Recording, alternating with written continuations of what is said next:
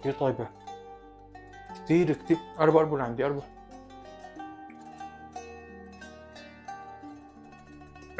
صدقوني معروك ناجح 100%. مرحبا فيكم يا احلى عالم بكل المجرة، واهلا وسهلا فيكم بفيديو جديد ووصفة جديدة. حبايب قلبي، اليوم رح اعمل لكم وصفة كتير طيبة، وصفة محترمة، الكل بيحبها، وهلا وصفة رمضانية بامتياز. اليوم رح نعمل مع بعض المعروك السوري. المعروك بأبسط طريقة، بمكونات بسيطة وبطريقة تحضير بسيطة، ما هي معقدة، وبمقادير جدا بسيطة، ما فيها أي شيء.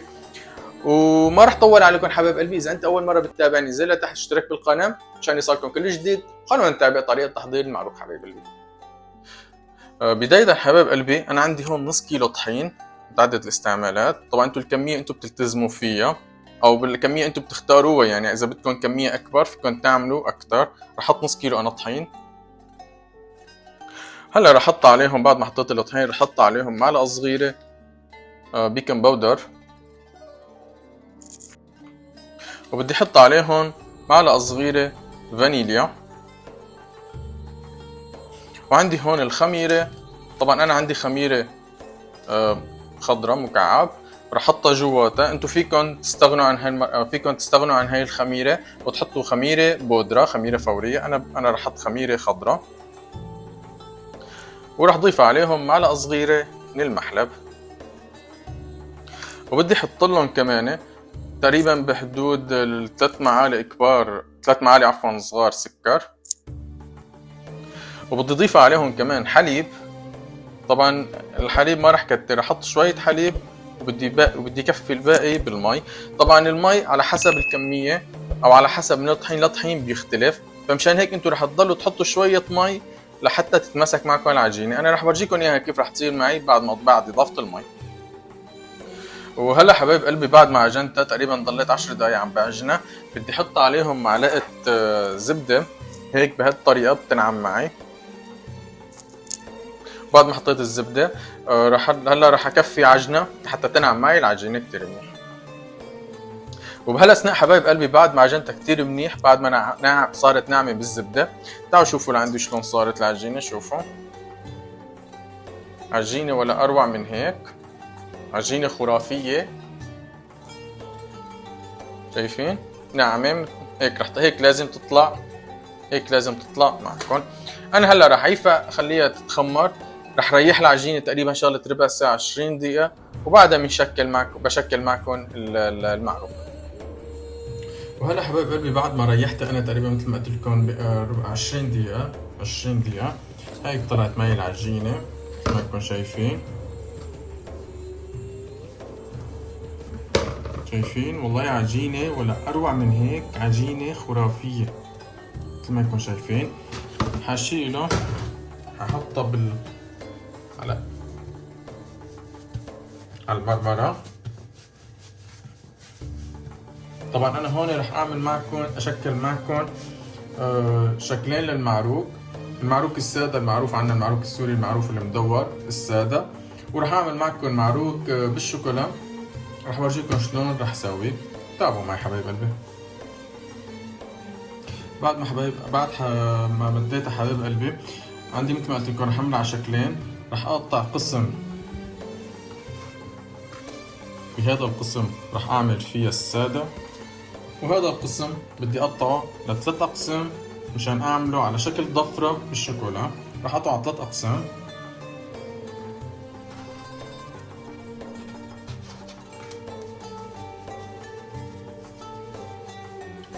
بداية حبايب قلبي، مثل ما قلت لكم اخذت اول قسم رح افرده.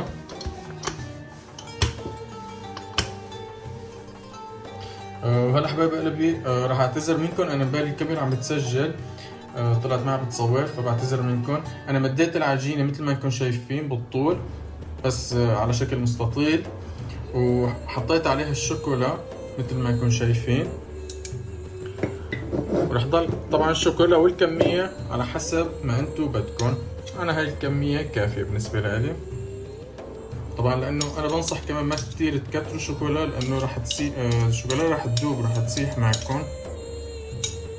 ومشان هيك لا تكتروا. بتجيب العجينة معي هيك، وبصير بعمله على شكل مطاول مثل رول، وبصير بلفها مثل ما انكم شايفين.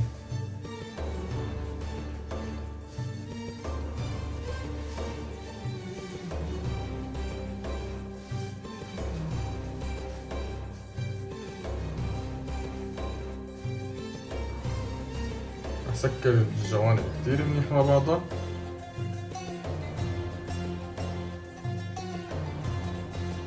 وهيك بتكون معي صارت اول وحدة جاهزة. حكفي باقي الكمية، حعمل كمية البقيانة عندي وبورجيكم اياها بالمرحلة اللي بعدها حبايب قلبي. وهلا حبايب قلبي بعد ما عملت ثلاث حلقات، ثلاث دوائر او ثلاث عجينات. هي الاقسام اللي شلتها قدامكم، طبعا محشية شوكولا مثل ما ورجيتكم باول وحدة. انا كفيت الباقي. هلا حشكلها معكم على شكل ضفرة.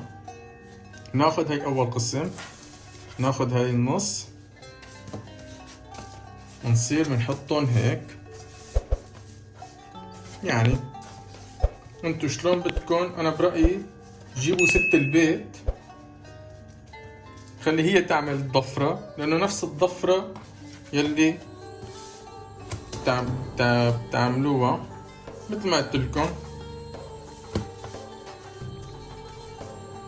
شايفين حبايب قلبي؟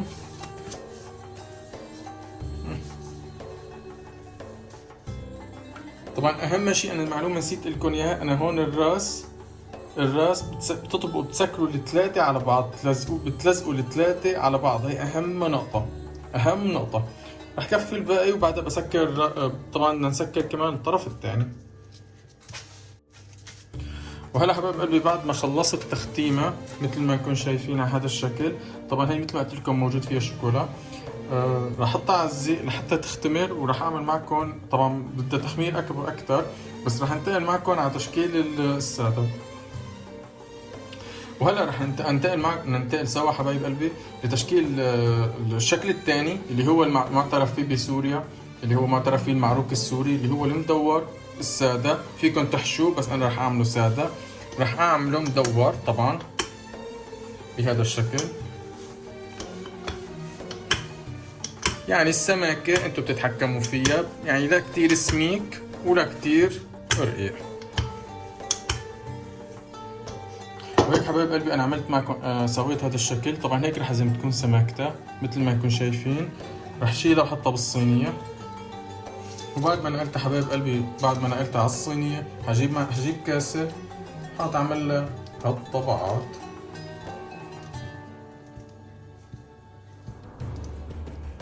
وهلا حبايب قلبي بعد ما شكلت معكم هالشكلين مثل ما انكم شايفين الضفرة والسادة، رح اتركها تتخمر اقل شيء يعني اذا 3 ساعات 4 ساعات 3 ساعات ونص.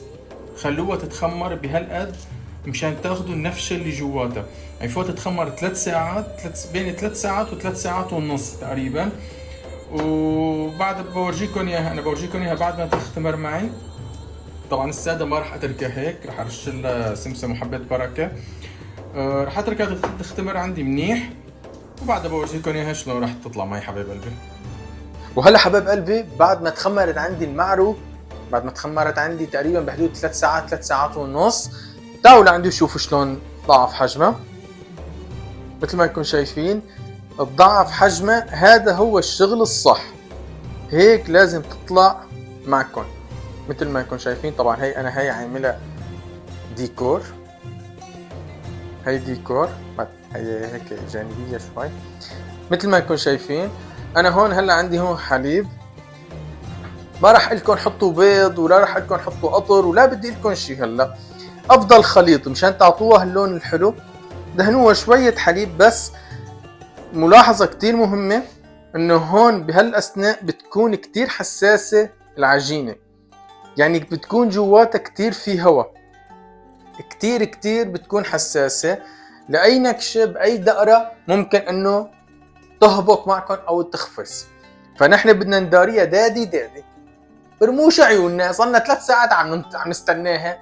واهم نقطة الفرن انا مشغله مسبق، حامي عندي مسبق تقريبا على 180. على 180. ويفضل انه يكون الفرن فيه مروحة. يفضل اذا ما فيه مروحة شغال معكم، بس يفضل يكون فيه مروحة على 180 محمى مسبق. مثل ما قلت لكم رح نداريها برموش عيوني صار لي 3 ساعات ونص ناطرة. تعالوا لعندي وخلونا ندهنها. عندي هذا الحليب رح ادهنك شوي على مهلي، ما رح نجور عليها. رح ادهنها وبشوفكم بمرحلة بعد حبايبي. بعد ما دهنت الخليط حبايب قلبي بالحليب رح جيب سمسم وحبة بركة ونرشش فوقها. رشش حبك يا جميل. وهلا حبايب قلبي بعد ما حطيت عليه حبة البركة والسمسم رح احطها على الفرن. بدي احطها جوات الفرن مثل ما قلت لكم الفرن محمى مسبق على 180. انا ماني ناطر انه صدقوني ريحة خرافية، ريحة المحلب جواتها معبية المطبخ عندي. رح احطها، بتحطوها بالدرج بالطبق الوسطانية، يعني تقريبا بتاخذ بين ال 20 وال 25 دقيقة. انا رح احطها وبشوفكم بمرحلة بعد حبايب قلبي. هلا حبايب قلبي انا حطيت اول وحدة بالفرن، عندي هي الثانية بنفس الطريقة رح شكلها لبين ما تنخبز معي اول وحدة نفس الطريقة. وهلا حبايب قلبي طلعت اول وحده، اول معروكه. تعالوا عندي شوفوا شلون كيف طلعت. مثل ما انكم شايفين منظر ولا اروع من هيك. هلا هي وسخنه لازم اجيب مي وارششها بالمي. هي وسخنه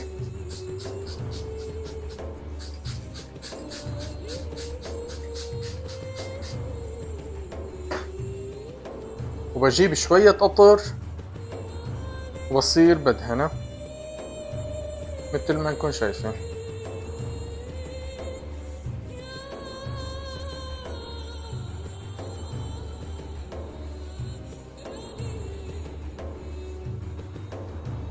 وهيك حبايب قلبي انا خبزت المعروك عندي، صار عندي جاهز. تقربوا لعندي وشوفوا شلون طلع معي.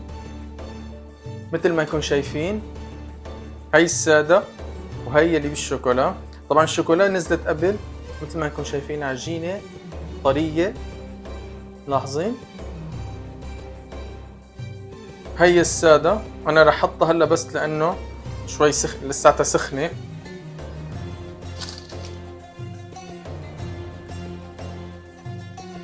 هلا رح اقسم قدامكم هي الشوكولا، بدي اقسمها قدامكم. شوفوا شلون بقلبها، شايفين عجينة طرية والريحة غرام. شايفين والله خرافية.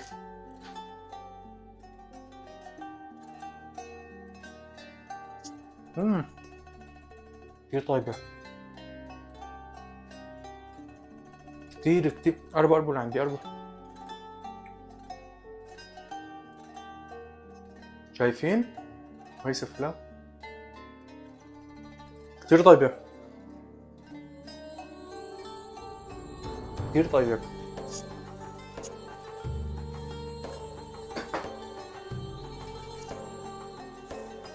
صدقوني معروك ناجح 100%. عملوها مثل ما انا عملتها، سووها بنفس المقادير بنفس الطريقة. صدقوني بتاخدوا معروك خرافي، كتير طيب، طعمته خرافية. واذا عجبكم الفيديو انزلوا تحت حطوا اشتراك للقناة، حطوا لايك للفيديو، اعملوا اعجاب، اكتبوا تعليق حلو مثلكم، وبشوفكم فيديو جديد وبوصفة جديدة. بتمنى لكم كل الف خير. باي حبايبي.